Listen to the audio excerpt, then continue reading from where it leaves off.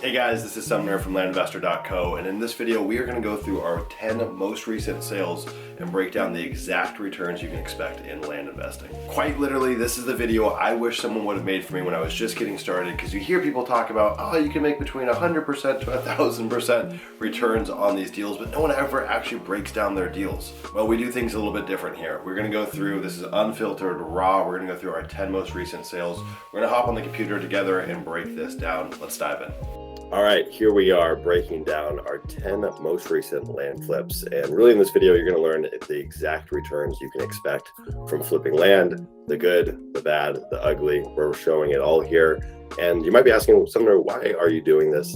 And truth be told, when I first got started in land investing back in 2019, there was a lot of talk in terms of what you could expect. Like, oh, it's anywhere between 100% to 500% returns, or on owner financing, it's 500% to 2,000%. Just these really big, kind of wide swaths that people were saying, but no one was actually showing a handful of real deals. Maybe they would review one deal, it's typically going to be their best deal, but no one was going through and just saying like, hey, these are the deals I've done in the last 10 days, 20 days, 30 days. This is exactly what you can expect for both cash sales and owner finance sales. So I want to give you guys real context in terms of, hey, sometimes we have deals that aren't great. What do those look like? Sometimes we have deals that are amazing. What do those look like? And then we can kind of start to weed out some of the commonalities between what makes a good deal and what makes a bad deal. So if you guys are just getting started or you've already started your land investing business, I think this is going to be a really helpful video in terms of seeing what it looks like inside a 7-figure land business with the kinds of deals we're doing, the spreads that we're doing, and ultimately just the returns that you can expect on a pretty consistent basis. And so we've got deals that are really all across the country in here. It's not in one market. We're all over, mainly in the Southwest is what you're going to see here. But we do have deals on the East Coast as well. And so really, no matter what market you're in, you can emulate similar returns. I think one of the caveats here is that for most of these deals, we're working in markets that have real demand. And that's one of the things that we teach within our program is how to actually go and find markets where there's demand, where people are actually buying land, because land is a very liquid asset. So you got to make sure that you're in markets where there's real demand. It's going to make selling through much easier. And typically you can maximize value if you're in a place where there's tons of people looking for land, shopping for land. And so we can sell our properties closer to that retail value. So if you guys like this, smash the like button. Be sure to subscribe for any new videos that we're releasing on flipping land. And without further ado, let's dive into it. Definitely going to want to stick through the end because we've got some pretty interesting stuff towards the tail end of this video. So sale number one, this is an owner finance sale. This is out in New Mexico. And now when it comes to these smaller owner finance properties, here's the caveat. These properties are typically not in markets where there's a ton of demand. We're buying them really, really cheap. We're offering really flexible owner financing terms on them. That's how we're able to sell them faster. But if you're trying to flip a property like this for cash, it could take a long time to sell. So for these smaller properties, just know that these ones are typically outside of markets where there is a lot of demand. And so we typically are able to acquire these properties cheap. We're able to acquire them pretty easily. Because there's just not a lot of interest out there. Most folks that own land in those markets, they just want to get rid of them. And so it takes a little more work on the back end when it actually comes to selling the property. So that's one thing to just understand about some of these smaller owner finance deals. But what this shows you here is you can literally get started by buying deals for $500, $600, $400, and you'll see multiple examples of that throughout this video. This is exactly how I started my business. Started with $9,000 and just snowballed doing small deal after small deal after small deal, and built that up until I had enough capital to start going after bigger deals. So we sold this one for $49 down, $99 a month for 36 months. So in total, $3,613 bucks on this one. Profit is just a hair over $3,000, 6.8x return based on what our basis was to what we actually sold it for. This one, not a great deal, not a bad deal, just kind of like a base hit. You do enough of these, you can start building up a pretty reliable owner finance portfolio. What's nice about a deal like this is we're getting our basis back on the deal in less than 6 months.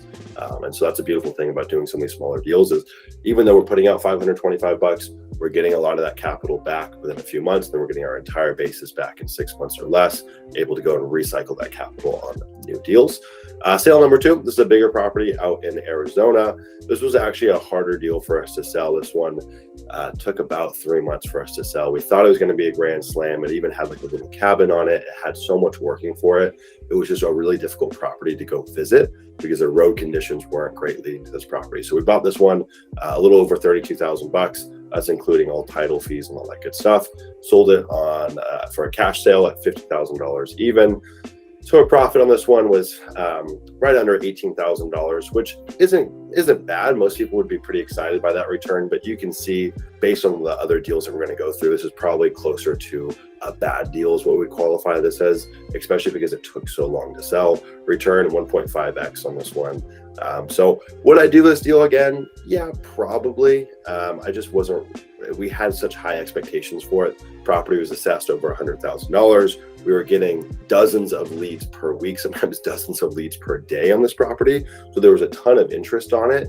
It was just when people would go and visit this property, it was really difficult to get to it. In fact, most people couldn't even go and visit it because the roads were so gnarly, just these crazy dirt roads through the mountains of northern Arizona. And that made it really difficult to sell. So that's one of the things that we talk about within our program is when you're looking at a deal, even if the numbers are great, you got to A, of course, make sure that it has legal access. And then B, you got to make sure that it has good physical access. So just because it has legal access doesn't mean that's going to be easy to get to. You need to figure out what those road conditions are leading to the property, because that can really make or break a deal like this. For these more expensive properties, people are not going to buy them sight unseen. For some of the smaller stuff, people will buy them sight unseen.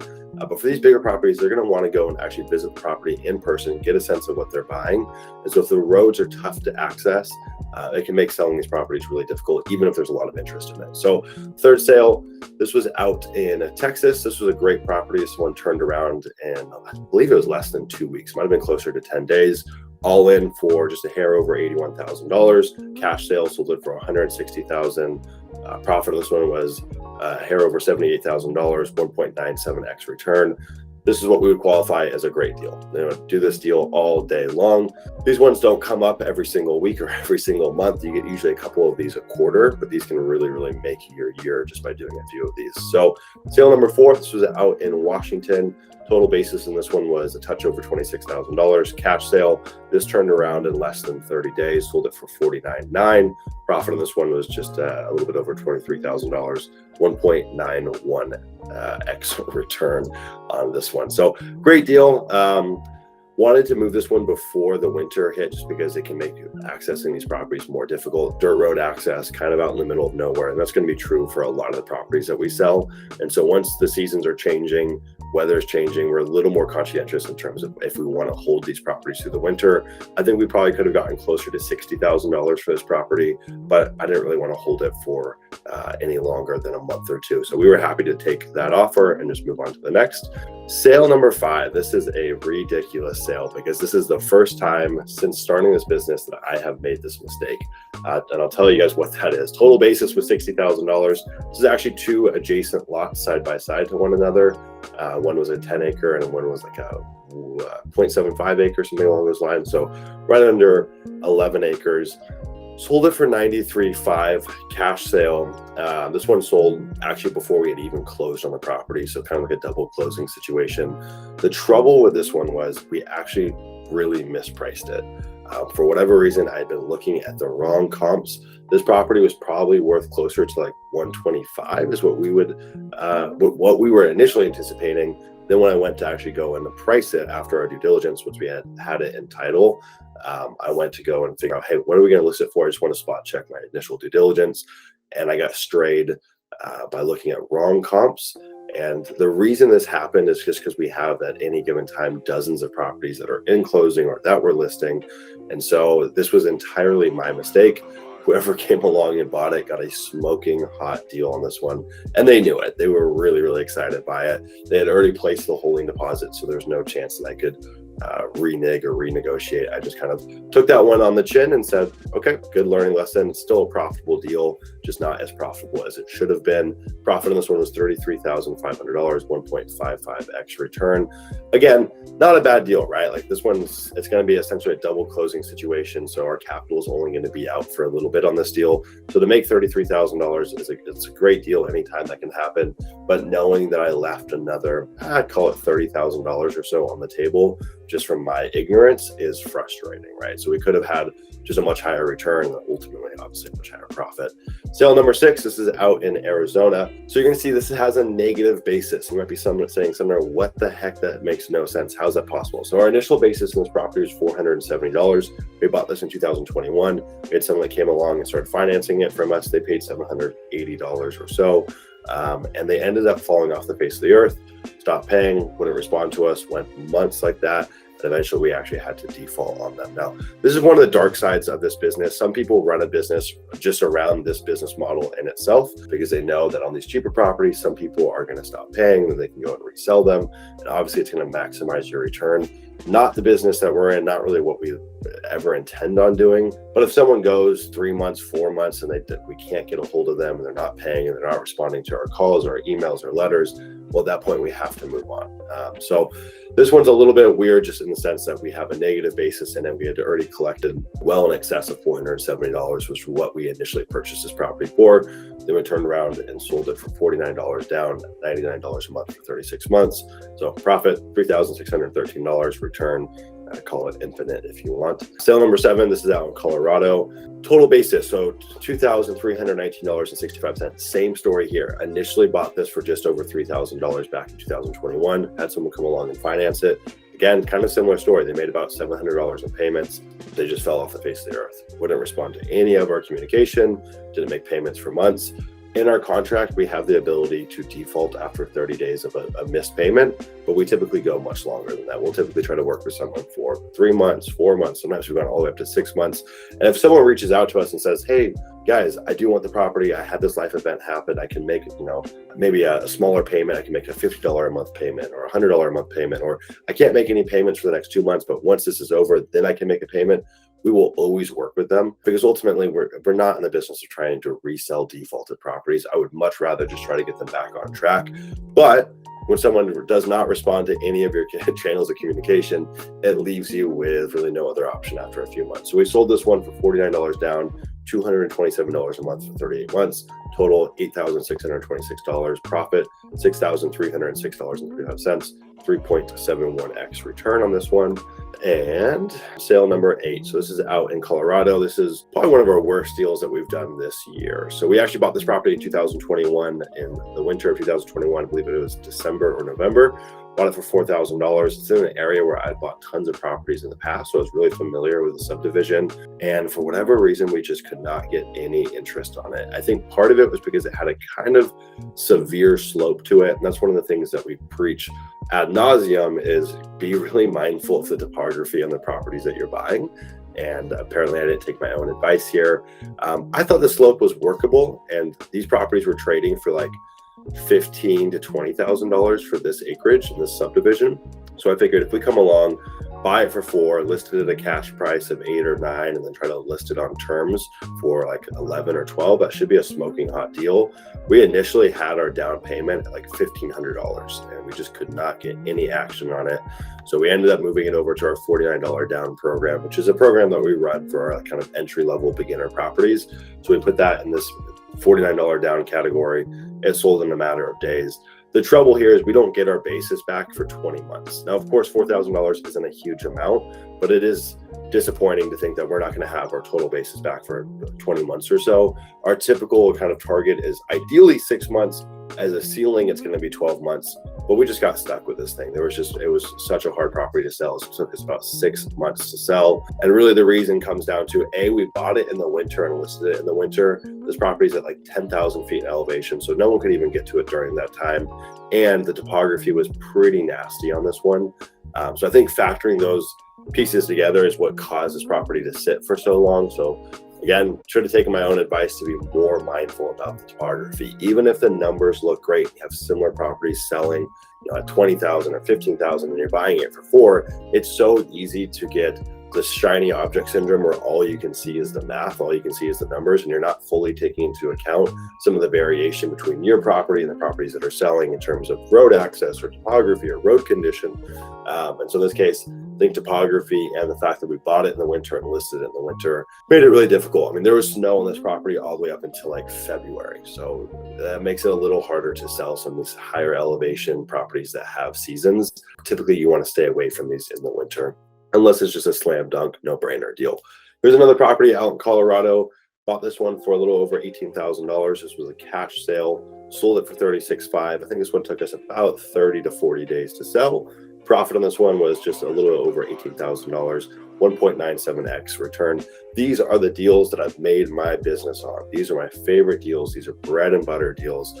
you're getting like, almost a 2x return. You buy it for 18, you capture about 18 back in profit. This is a sweet price point too, because a lot of, you're opening yourself up to a lot of buyers. There's a lot of buyers out there that can justify a $36,000, $40,000 purchase for a piece of land. Once you start getting up into the higher realms of list price, your total addressable market does start to shrink in terms of potential buyers. So that's something to be mindful of. These are the properties that we sell dozens upon dozens of them per year. It's really kind of like the backbone of our business. So this is a great example of what you can expect in terms of like your average cash sale. This is a really good kind of point of reference to have in terms of expectations there. Sale number 10 out in Arizona. Here's a smaller cash sale. I think this is a good example to kind of go over just in terms of what you can expect if you're starting with a smaller budget. Bought it for just a touch over $3,000. That's all in with title and all that good stuff. Sold for $8,500. This one took us about 40 days to turn around. A little over $5,000 profit, 2.48x return. These were the deals that I started upon. So when I first got into this business, I was doing a lot of small dollar deals that I was buying for $500, $1,000. Then I moved up market, started doing deals I was buying between like $2,000 to $6,000. And now we've moved up market again, where we're buying deals for $20,000, $30,000, $40,000, $50,000, $60,000. That's kind of like our new sweet spot these days. And this was really an easy property to buy, an easy property to sell. This is in an area that doesn't have a ton of demand, but we were the cheapest in the market by a pretty good margin. Other folks were listing their properties around $12,000 to $15,000 for same acreage, same area. So of course, this one moved pretty darn quick. I think this is a really good breakdown too in terms of what you can expect for just like your base hit standard generic land flip on a cash basis.